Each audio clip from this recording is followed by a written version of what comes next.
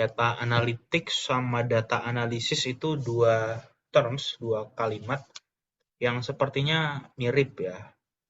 Cuman sebenarnya praktik di lapangannya itu adalah dua hal yang sangat berbeda.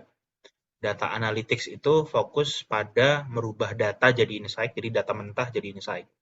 Yang mana kalau teman-teman sudah melakukan pengambilan data dari Twitter, meng-cleansing, memproses sampai dia masuk ke Gephi, itu berarti proses analytics-nya sudah selesai. Namun kita ada di ilmu sosial. Di ilmu sosial itu seluruh data, seluruh temuan itu sangat kontekstual.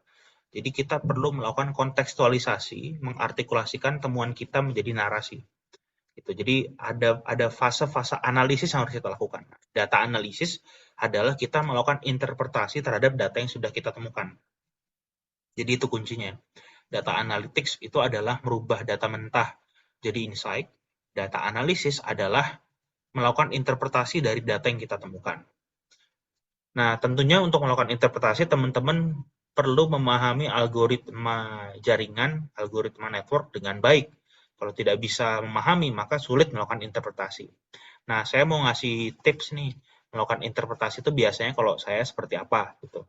Nah, kalau saya akan melakukan interpretasi itu dengan melist semua temuan yang saya punya. Jadi, sini misalkan kita pakai algoritmanya apa, lalu algoritma tersebut itu temuannya apa. Terus dari temuan itu kira-kira interpretasinya apa. Nah, saya kasih lah ya, misalkan gini, interpretasi, terus setelah temuan ada, apa ya istilahnya. Oke, saya coba ya, misalkan algoritmanya kita pakai weighted degree. Algoritma weighted degree kan untuk melihat siapa aktor yang paling banyak memiliki relasi ya. Jadi bisa kita katakan aktor yang paling punya pengaruh gitu. Nah, temuannya apa nih? Aktor, misalkan teman-teman neliti kedutaan Arab Saudi di Indonesia gitu ya. Aktor Arab Saudi, Saudi Arabia. Saudi Arabia Embassy memiliki weighted degree tinggi. Nah, ini biasa saya list kayak gini nih, satu-satu. Seluruh algoritma nih saya list nih. Jadi, misalkan modularity, terdapat 10 cluster. Tuh. Terus sampai seluruh algoritma yang saya rasa saya sudah run itu saya list di sini. Lalu temuannya saya tulis di sini. Saudi Arabia memiliki weighted degree yang paling tinggi. Nah, terus ini kan saya bikin interpretasi itu jadi dua hal ya. Jadi ada what, ini ada what, ada why. Nah, what why inilah interpretasi kita. Nah, what itu harus bisa menjelaskan menjawab pertanyaan soal apa dan bagaimana. Jadi misalkan Arab Saudi itu weighted degree-nya paling tinggi. Gitu. Nah, di sini kita bisa melakukan ini interpretasi secara what nih gitu. Saudi Arabia Embassy memiliki jaringan paling luas dengan aktor Indonesia. Terkhusus misalkan kalau data kita temukan aktor NU dan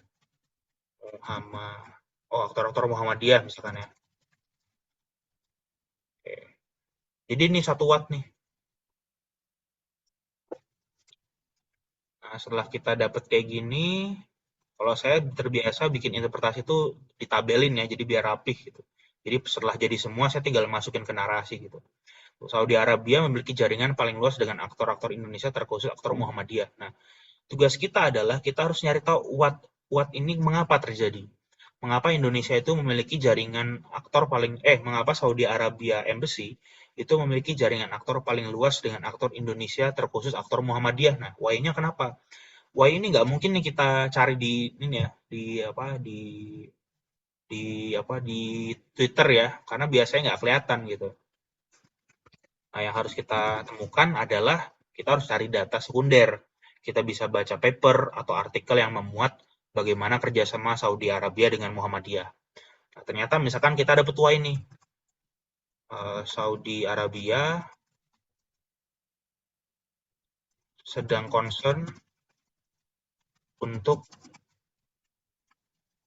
meningkatkan ini apa ya istilahnya, jumlah mahasiswa Indonesia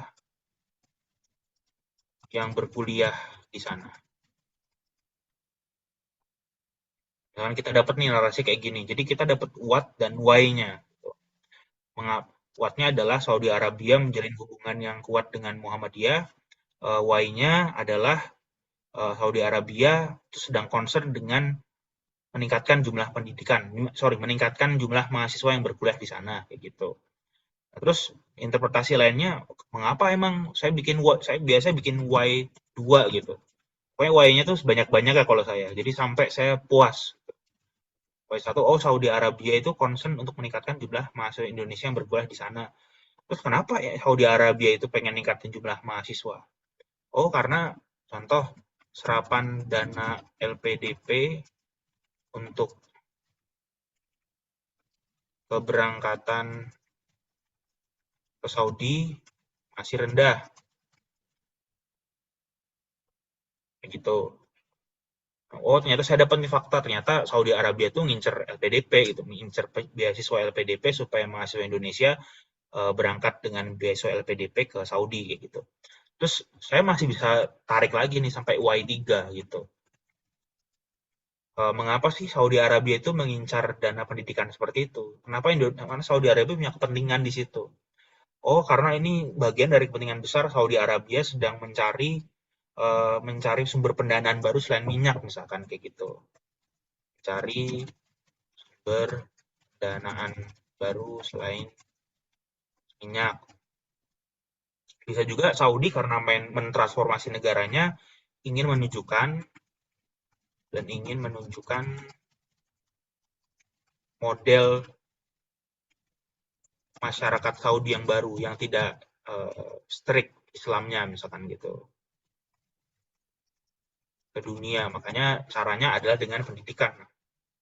Nah, setelah saya merasa ini, wah ini make sense nih. Nah, ini adalah temuan yang menarik. Nah, di situ baru saya tuliskan di teksnya. Jadi itulah teknik analisis data ya. Jadi analisis data itu adalah kita melakukan interpretasi terhadap data yang sudah kita dapatkan. Contohnya kalau di paper yang saya kasih contoh, papernya punya Faiz ya. Nah, di sini contoh. Dia melakukan analisis digital diplomasi secara diadik antara Indonesia dan area Timur Tengah gitu. Di sini temuannya adalah aktor paling dominan itu KSA Embassy ID, memiliki jumlah pengikut yang cukup besar gitu. Terus dia ngeliat polanya dari tanggal 26 sampai 3 November itu konten-kontennya berfokus pada kerjasama pendidikan. Jadi yang diomongin adalah kerjasama pendidikan kayak gitu.